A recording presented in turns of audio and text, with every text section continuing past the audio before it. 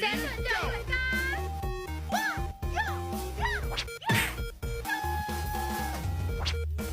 โยโย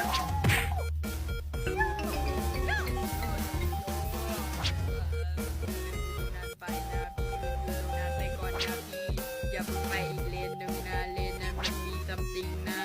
อย่าไปเลย